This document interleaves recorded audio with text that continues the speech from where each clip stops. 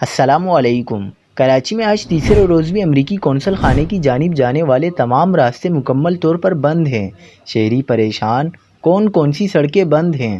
کیا آپ حالات حاضرہ سے آگاہی حاصل کرنا چاہتے ہیں؟ خبر کے پیچھے چھپے اصل حقائق جاننا چاہتے ہیں تو ابھی سبسکرائب کیجئے جلمل پاکستان کو اور ساتھ ہی گھنٹی کے نشان پر کلک کر دیں۔ آپ کو بتاتے چلیں کہ کراچی میں MT خان روڈ بند ہونے کے باعث اطراف کی شاہراہوں پر ٹریفک کا شدید دباؤ ہے۔ مائی کلاچی اور MT خان روڈ کو سیکیورٹی وجوہات کے باعث بند کیا گیا ہے۔ شہریوں کو بورڈ بیسن، تین تلوار اور جناح برج کے راستے استعمال کرنے کی ہدایت کی گئی ہے۔ امریکی قونصل خانے کے اطراف سیکیورٹی سخت ہے۔ پولیس، رینجرز اور ٹریفک پولیس کی نفری تعینات ہے۔